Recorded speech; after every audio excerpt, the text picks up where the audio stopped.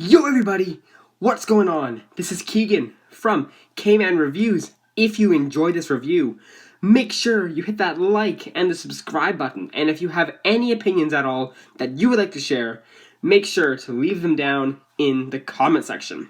Shiraz Lane, Carnival Days. Shiraz Lane is a Finnish metal band formed in 2011, and the band that I definitely have had a few mixed feelings on over the past couple of months. My first introduction to them was the viewer's suggestion to review their most recent project to date, the Vibration 1 EP. An EP that I did enjoy, and then I got follow-up requests to cover their debut album For Crying Out Loud, which was an album I think left a little bit to be desired, in my opinion, particularly in Hans' less-than-controlled vocal delivery. However, this was the second request I got, the band's sophomore album released in 2018, Carnival Days. And let's just jump into the review. Did Shiraz Lane mature and develop their sound in between this and their debut? Let's find out as I review this album, track by track. We will start with the singles, with there being two of them. The first one being Harder to Breathe, which immediately confirms my suspicions going into this record. Where For Crying Out Loud had extremely off-the-rails vocal performances by Hans, here he is much more relaxed, focused, assured with his delivery, and it sounds wonderful. A little term I like to use is he learned to play the song, not the instrument, with the instrument being his voice. Speaking of instrumental, it's got a nice punch to it with the rough guitar work, plus some powerful chants and slightly awkward robotic vocals in the background, plus a shorter guitar solo as well.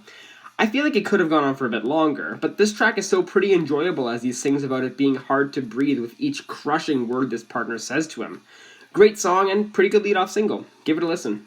And the second and final single, People Like Us, almost has a bit more of a punky attitude on the opening moments. The muted introduction, the forceful slap of the drums, and Hans' vocals having a bit of an edge to them, coming off as more snotty and arrogant purely in his tone, even if the lyrics don't really match with said tone, being about how the current state of humanity is. All the war, all the fighting, the crimes, and how we're all so blind and easy to sweep these issues under the rug. It's well sung, it's well performed, and has this great instrumental with some satisfying guitar melodies and even light piano sweeps present in the background. Pretty good track. Now for the rest of the songs. The opener and title track Carnival Days is such a unique way to open up an album. It starts with live applause for a brief moment, and then the instrumental kicks in with a saxophone. It certainly surprised me, and I think it surprises me more how well it works on this song. The track has a very pop-friendly melody to it, so it just comes off as this massive groove, which is really prominent in the chorus.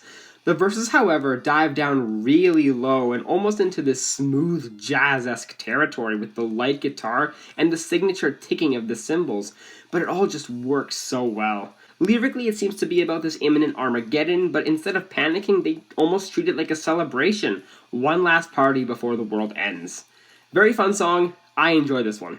The Crown has got a lot more of a heavy sound to it, mainly these chugging growls of the guitarist that steamroll across this beat, which feels like one of the most confidently metal tracks on the record, except for the very awkward and confusing pre-choruses where everything slows down to a blissful halt and harmonizing oohs in the background.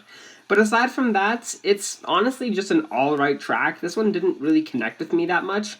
It feels a bit slow and there's minimal punch. It's almost a little bit sleepy, if I'm being honest. Lyrically, it's also kind of basic, just being about rising up and going to chase your dreams. This one just kind of felt like a bore to me. I think I'm going to pass on this one.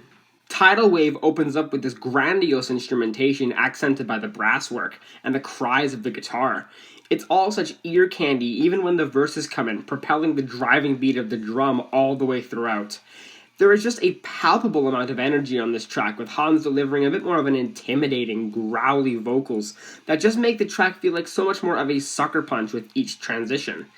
Lyrically, it's about this person who made some unspecified horrific mistake, and now him and his posse are gonna hit him like a tidal wave. Pretty generic, but god, the execution is masterful. Worth a listen. Gotta Be Real is much more of a chill, vibey track. The guitars have been toned down significantly here, bordering on kind of a country twang, almost. It's quite soft and easygoing in comparison to the rest of the tracks before it. We also have the return of the saxophone on this track too, and it blends in well with the lighter song plus the calmer drum beat. Hans's vocals are fantastically done for this track, very toned down, bordering on easy listening, as he sings passionately about going on this extensive journey to accomplish these goals, but also enjoying the ride in the process, finding happiness as well. Very motivational, and I enjoy it a lot. Shangri-La is one of the slower tracks on this record, and I think it does a very good job.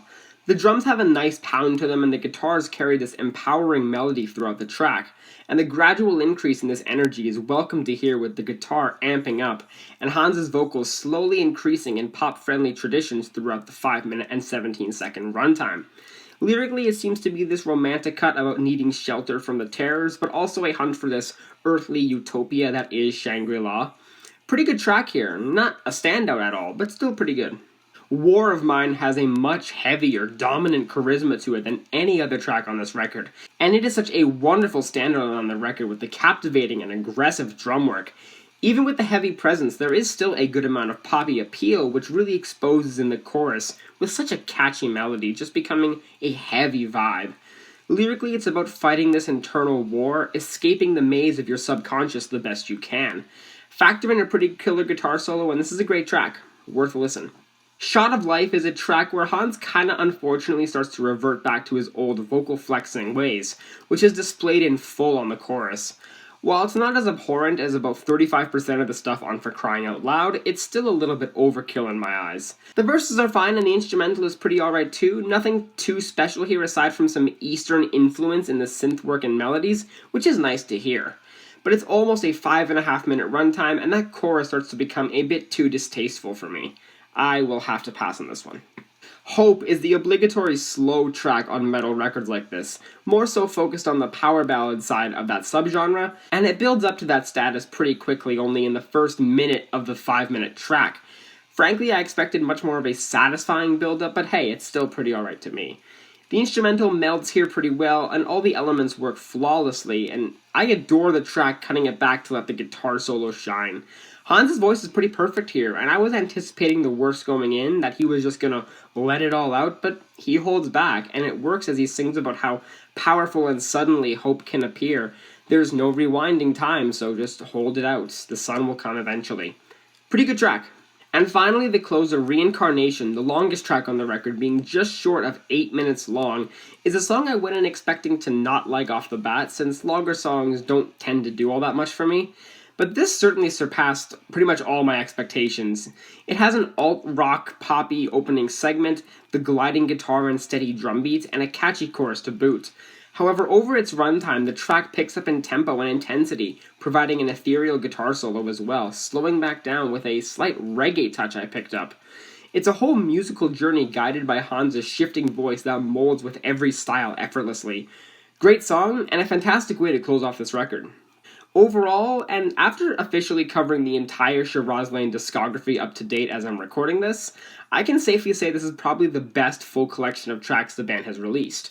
Well performed and well sung by Hans, who truly found his voice and style on this record, and a lot of eclectic instrumentals, some borrowing from big band music and jazz. A lot of this clicked with me. It has great pop crossover ability, and albums like this only make me wonder why none of this has crossed over here yet. I'm feeling an 8 out of 10 on this record. Guys, hope you enjoyed that review. Thank you all so much for watching. I will see you in the next one. Peace.